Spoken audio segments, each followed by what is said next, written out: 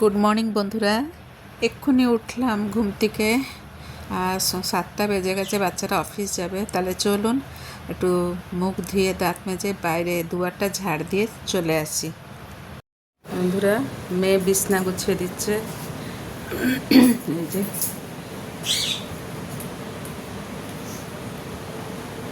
ওর শরীরটা ভালো নেই। মেয়ে বিছনা গুছিয়ে ঘর ঝাড় দিল, আর আমি চলে গেলাম জলখাবার করতে।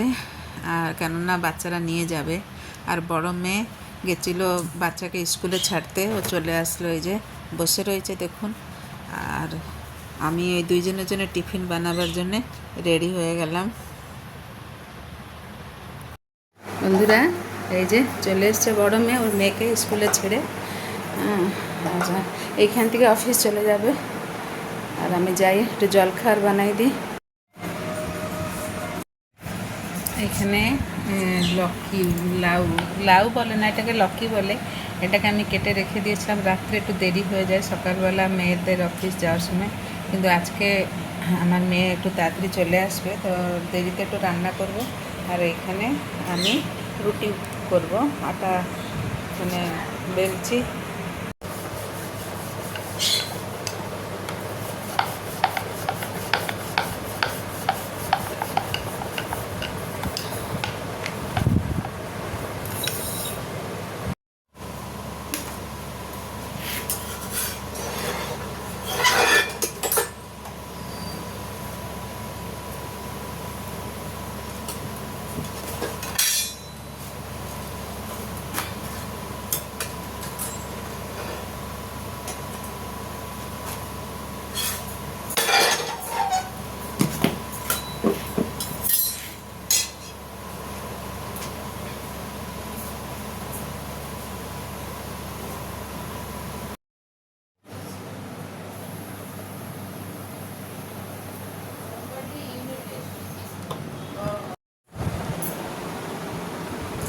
ব্ল্যাক কালার ট্রাউজার একটা লাগিয়েছি।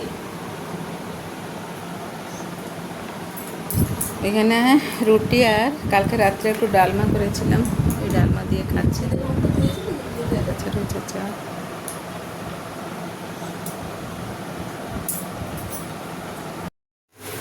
এখানে ভাত বসিয়ে দিয়েছি বন্ধুরা দেখুন। আর এখানে বসছে করলা আলু ভাজা।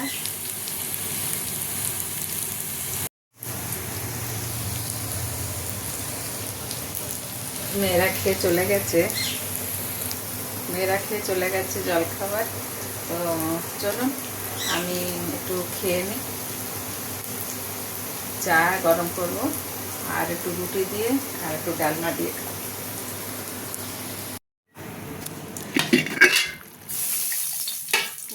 এখানে আলু পটলের তরকারি হয়ে গেছে বোধহয়, আলু সিদ্ধ হয়ে গেছে, গরম মশলাও দিয়ে দিয়েছি।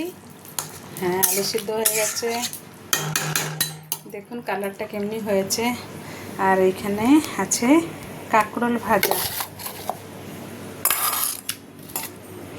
আর এখানে আছে আলু করলা ভাজা।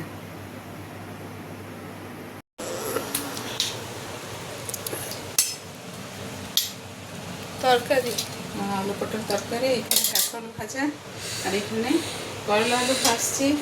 আর এখানে লক্কি লাউ বলে কি না জানি না, লক্কি বলে। নে